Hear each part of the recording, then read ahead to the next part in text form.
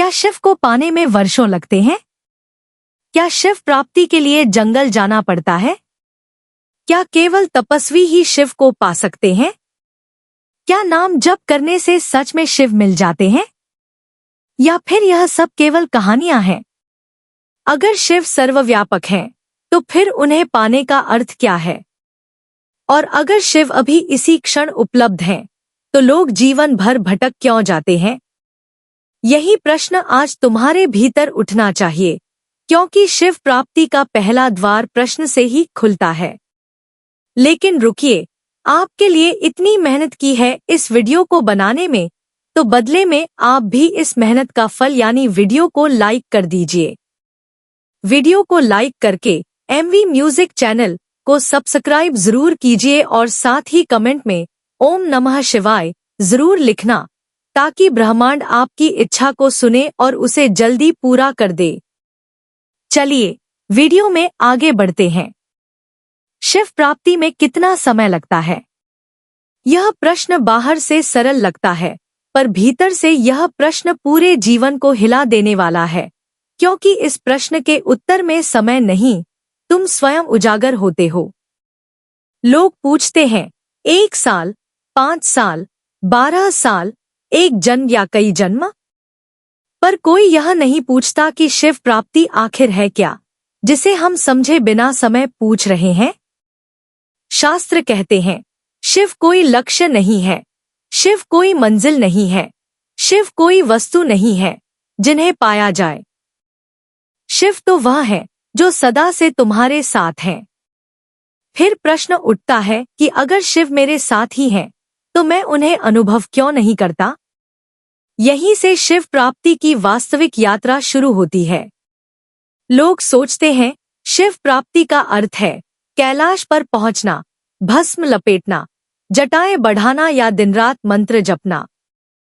यह सब साधन हो सकते हैं, पर लक्ष्य नहीं। शिव प्राप्ति का अर्थ है अपने भीतर उस चेतना को पहचानना जो सदा स्थिर है, जो न जन्म लेती है, न मरती है और जो दुख में भी अडिग रहती है। इस प्रश्न को समझो, समय उस चीज को लगता है जो बदलती है। शिव नहीं बदलते, शिव न आदि हैं, न अंत। इसलिए शिव को पाने में समय नहीं लगता, समय लगता है अहंकार को गिरने में, समय लगता है भ्रम को टूटने में, समय लगता है झूठी पहचान को छोड़ने में। एक कथा सुनो। नारद जी ने एक बार भगवान विष्णु से पूछा, भगवान, शिव प्राप्ति सबसे जल्दी कैसे होती है? विष्णु मुस्कुराए और बोले, जब खोजने वाला थक जाता है। नारद चौंक गए। विष्णु बोले, जब तक तुम शिव को पाने की कोशिश कर रहे हो, तब तक तुम दूरी बना रहे हो। जिस क्षण तुम थक कर बैठ जाते हो, उसी क्षण शिव प्रकट होते हैं। यहाँ एक गहरा रहस्य है, खोज ही दूरी है, प्रयास ही विलंब है। यह बात साधारण मन को समझ नहीं आती, क्योंकि संसार ने हमें सिखाया है मेहनत करो, प्रयास करो, संघर्ष करो। पर शिव मार्ग उल्टा है, यहाँ जितना छोड़ोगे उतना पाओगे, जितना झुकोगे उतना ऊंचे उठोगे। लोग कहते हैं, मैं रोज नाम जप करता हूँ, फिर भी शिव क्यों नहीं मिलते? पर क्या तुमने कभी देखा है कि जप करते समय तुम्हारा मन कहाँ होता है? शिव का नाम मुख से निकलता है, पर मन संसार में भटकता है। यह नाम जप नहीं है, यह केवल अभ्यास है। शिव प्राप्ति अभ्यास से नहीं, अनुभूति से होती है। शिव प्राप्ति में समय तब लगता है जब साधक सौदेबाजी करता है। जब वह कहता है, मैं इतना जप करूंगा, तुम मुझे यह दे देना। मैं इतना व्रत रखूंगा, तुम मेरी यह इच्छा पूरी कर देना। शिव सौदे के देवता नहीं है, शिव तो वैराग्य के देवता है। जहां मांग है वहां शिव नहीं, जहां समर्पण है वहीं शिव है। बहुत लोग पूछते हैं, क्या बिना गुरु के शिव प्राप्ति संभव है? सच यह है कि शिव स्वयं गुरु है। पर जब तक भीतर का अहंकार जीवित है, तब तक शिव की आवाज सुनाई नहीं देती। बाहरी गुरु भीतर के शोर को शांत करता है, इसलिए गुरु समय घटाता है। गुरु मार्ग नहीं देता, गुरु भार उतारता है। अब समझो, समय क्यों लगता है। मान लो एक कमरा है जिसमें सालों से अंधेरा है। अगर तुम दीपक जलाओगे तो क्या अंधेरा धीरे धीरे जाएगा? नहीं, प्रकाश आते ही अंधेरा समाप्त। फिर यह मत कहो कि अंधेरा बहुत पुराना है। अंधेरे की उम्र का कोई अर्थ नहीं होता। ठीक वैसे ही अज्ञान कितना पुराना है यह मायने नहीं रखता, ज्ञान आते ही अज्ञान समाप्त। शिव ज्ञान है, शिव प्रकाश है। इसीलिए शिव प्राप्ति का समय तय नहीं किया जा सकता। यह एक क्षण में भी हो सकती है और कई जन्मों तक टल भी सकती है। अंतर केवल एक है, तुम्हारी तैयारी। लोग कहते हैं मैं तैयार हूं, पर क्या तुम सच में तैयार हो? क्या तुम अपने दुहक से पहचान छोड़ने को तैयार हो? क्या तुम अपने विचारों को सत्य मानना छोड़ सकते हो? क्या तुम अपने अतीत को पकड़ना छोड़ सकते हो? जब तक तुम अपनी कहानी पकड़े बैठे हो, तब तक शिव नहीं उतरते। शिव श्मशान में क्यों रहते हैं? क्योंकि श्मशान त्याग का प्रतीक है। जहां कुछ भी पकड़ने को नहीं, जहां सब कुछ छूट चुका है। जब भीतर श्मशान बनता है, तभी शिव प्रकट होते हैं। श्मशान बाहर नहीं, भीतर चाहिए। अब एक और गहरी बात समझो। लोग सोचते हैं मैं अशुद्ध हूं, पहले शुद्ध हो जाऊं फिर शिव मिलेंगे। यह सबसे बड़ा भ्रम है। शिव मिलने से शुद्धि होती है, शुद्धि होने से शिव नहीं मिलते। अगर शुद्ध होना ही शर्त होती तो कोई भी शिव को न पा पाता। शिव करुणा है, शिव स्वीकार है। शिव कहते हैं जैसे हो वैसे आओ, पर पूरी सच्चाई से आओ, नकाब उतार कर आओ, अभिनय छोड़कर आओ। यही सच्चाई समय को काट देती है। अगर शिव सर्वत्र है, अगर शिव अभी भी है, तो फिर नाम जप, ध्यान और साधना की आवश्यकता क्यों है? क्या यह सब केवल परंपरा है या फिर इनके पीछे कोई गहरा रहस्य छिपा है? और सबसे बड़ा प्रश्न, कुछ लोग वर्षों नाम जप करते हैं, फिर भी भीतर शांति नहीं आती, जबकि कुछ लोग बिना किसी विधि के शिव को अनुभव कर लेते हैं। अंतर कहाँ है? समय किस वजह से लगता है? समझो, नाम जप शिव को बुलाने का साधन नहीं है। शिव कहीं बाहर नहीं बैठे कि उन्हें बुलाया जाए। नाम जप तुम्हारे भीतर के शोर को शांत करने की विधि है। जब मन शांत होता है, तभी शिव की उपस्थिति अनुभव में आती है। इसीलिए नाम जप से समय नहीं कटता, नाम जप से बाधाएं कटती हैं। अधिकांश लोग नाम जप को यांत्रिक बना लेते हैं। माला चल रही है, होंठ हिल रहे हैं, पर भीतर इच्छाओं का बाजार लगा है। ऐसे नाम जप से पुण्य मिल सकता है, शांति नहीं। शिव प्राप्ति पुण्य से नहीं, चेतना से होती है। नाम जप का सही अर्थ समझो। नाम का अर्थ है पहचान। जब तुम शिव कहते हो, तो तुम अपने भीतर उस तत्व को स्मरण कर रहे हो जो स्थिर है, जो साक्षी है। अगर नाम जप करते समय तुम स्वयं को देखने लगो, अपने विचारों को, अपनी बेचैनी को, तो नाम जीवित हो जाता है, वरना वह केवल ध्वनि है। ध्यान को लोग एक क्रिया समझते हैं। वे कहते हैं मैं रोज 20 मिनट ध्यान करता हूं, पर ध्यान कोई करना नहीं है, ध्यान तो घटित होता है। जब तुम कुछ भी नहीं कर रहे होते, जब तुम प्रयास छोड़ देते हो, तब ध्यान आता है। इसीलिए जो लोग ध्यान को पकड़ने की कोशिश करते हैं, उनके लिए ध्यान और दूर चला जाता है। शिव ध्यान में क्यों लीन रहते हैं? क्योंकि वे कुछ नहीं चाहते। ध्यान चाहने वाले के लिए नहीं होता, ध्यान उस पर उतरता है जो खाली हो, और खाली होने में ही समय लगता है। अगर तुम चीजें पकड़ कर बैठे हो तो समय लगेगा, और अगर तुम छोड़ने को तैयार हो तो समय समाप्त। मौन को लोग कमजोरी समझते हैं। उन्हें लगता है मैं चुप रहा तो लोग क्या सोचेंगे, पर मौन शिव का सबसे गहरा रूप है। शिव शब्दों में नहीं उतरते, शब्द सीमित हैं, शिव असीम है। इसीलिए जितना तुम बोलते हो उतना शिव से दूर जाते हो, जितना भीतर शांत होते हो उतना शिव के पास आते हो। पर यहाँ भी एक भ्रम है। लोग बाहरी मौन को साधना समझ लेते हैं, वे बोलना बंद कर देते हैं, पर भीतर संवाद चलता रहता है। यह मौन नहीं है, यह दबाव है। सच्चा मौन तब है जब भीतर प्रश्न भी शांत हो जाए और खोज भी रुक जाए। अब समझो समय कैसे समाप्त होता है। समय मन की रचना है। जब मन चलता है तब समय चलता है। जब मन रुकता है तब समय रुकता है, और जहां समय नहीं वहीं शिव है। इसीलिए ध्यान, नाम जप और मौन का उद्देश्य मन को रोकना है, शिव को पाना नहीं।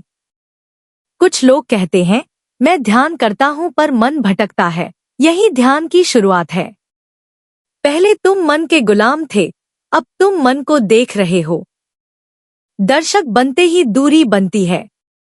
दूरी बनते ही पकड़ ढीली होती है और एक दिन मन थक कर शांत हो जाता है। शिव प्राप्ति में वर्षों लगते हैं, यह कथन आधा सत्य है। वर्षों तब लगते हैं जब साधक परिणाम चाहता है। वर्षों तब लगते हैं जब साधना भी एक इच्छा बन जाती है। जिस दिन साधना साध्य नहीं रहती, उसी दिन समय का बंधन टूट जाता है। एक कथा है। एक साधक ने गुरु से पूछा, मुझे शिव कब मिलेंगे? गुरु ने कहा, जब तुम यह पूछना बंद कर दोगे। साधक नाराज हो गया। पर वर्षों बाद उसने समझा कि प्रश्न ही दूरी था और अपेक्षा ही विलंब थी। शिव को पाने की जल्दी ही सबसे बड़ा अवरोध है। जल्दी में मन रहता है, धैर्य में शिव उतरते हैं। पर धैर्य का अर्थ इंतजार नहीं, धैर्य का अर्थ है जो है उसे पूरी तरह स्वीकार कर लेना। नाम जब तब फल देता है जब जप करने वाला स्वयं को खोने लगता है।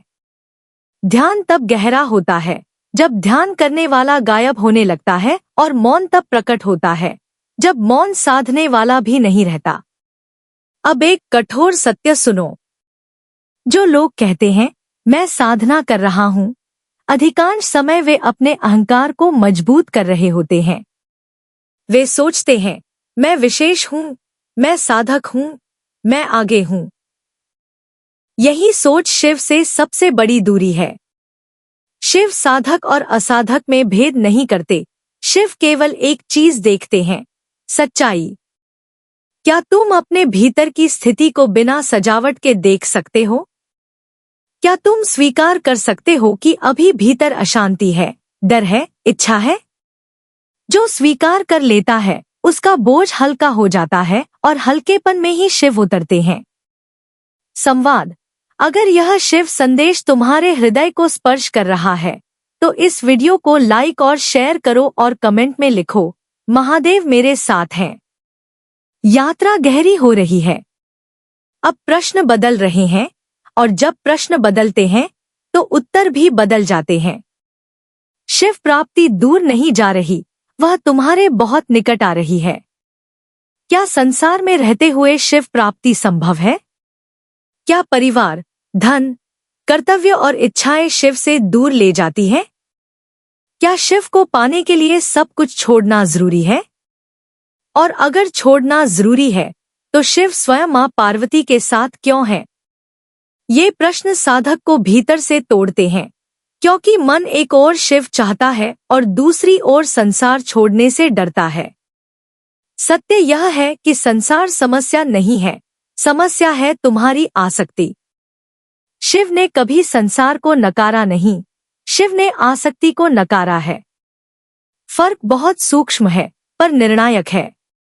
जो व्यक्ति संसार में रहकर भी उसे पकड़े नहीं रहता, वही सच्चा वैरागी है। लोग समझते हैं वैराग्य का अर्थ है सब कुछ त्याग देना, पर शिव वैराग्य का अर्थ है भीतर से मुक्त होना, बाहर से कुछ भी हो। इसीलिए शिव के गले में सर्प है, शरीर पर भस्म है, पर भीतर पूर्ण शांति है। वे सबके बीज हैं, पर किसी से बंधे नहीं। कर्म क्या है? कर्म केवल क्रिया नहीं है, कर्म के पीछे की भावना ही उसे बांधती है। अगर तुम फल की अपेक्षा से कर्म करते हो तो कर्म बंधन बन जाता है। अगर तुम समर्पण से कर्म करते हो तो वही कर्म साधना बन जाता है। यही गीता का रहस्य है और यही शिव मार्ग भी है। शिव प्राप्ति में समय तब लगता है जब व्यक्ति सोचता है, पहले यह जिम्मेदारियां पूरी कर लूं, फिर साधना करूंगा। वह फिर कभी नहीं आता। शिव भविष्य में नहीं मिलते, शिव वर्तमान में मिलते हैं। इसीलिए जो व्यक्ति अभी के कर्म को ही साधना बना लेता है, उसके लिए समय टूट जाता है। गृहस्थ जीवन में सबसे बड़ा भ्रम है, मेरे कारण दूसरे दुखी होंगे, इसलिए मैं मुक्त नहीं हो सकता।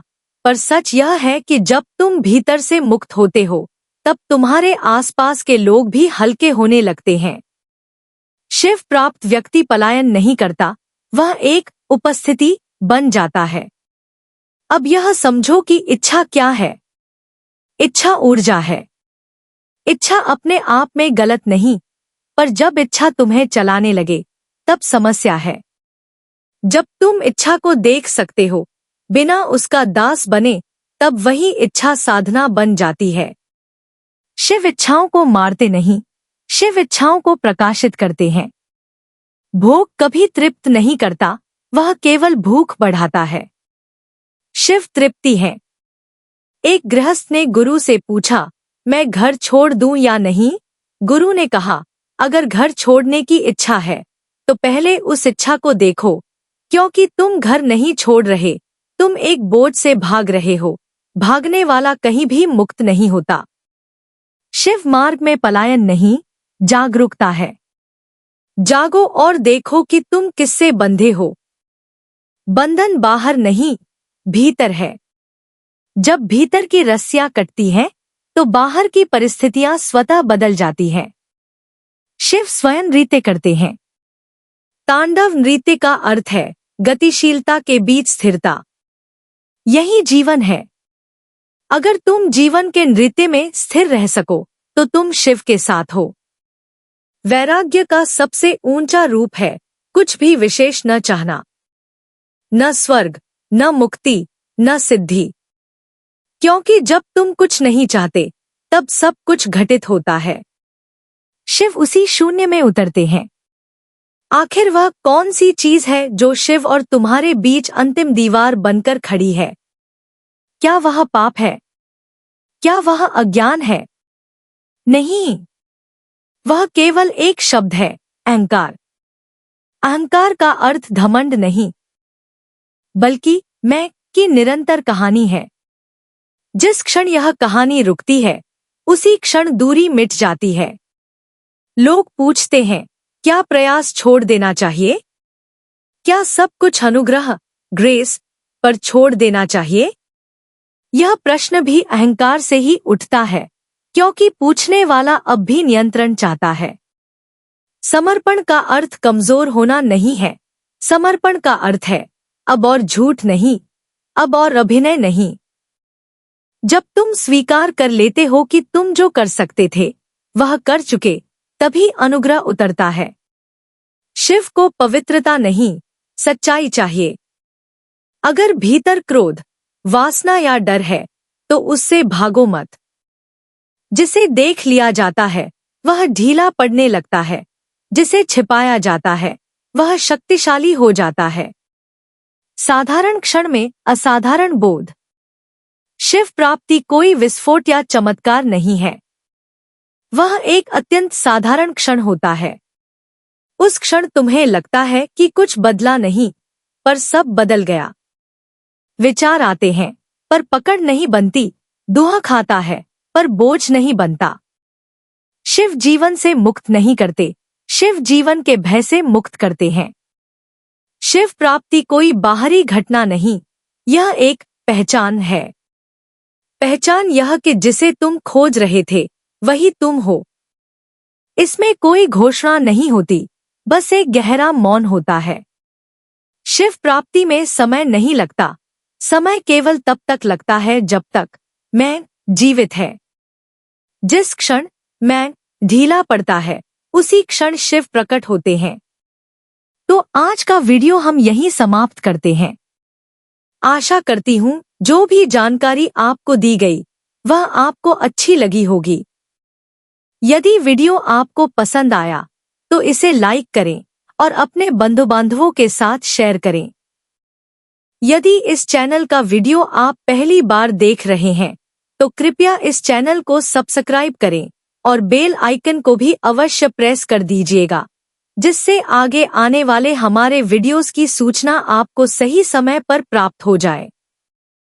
और कमेंट में ओम नमः शिवाय भी लिखें।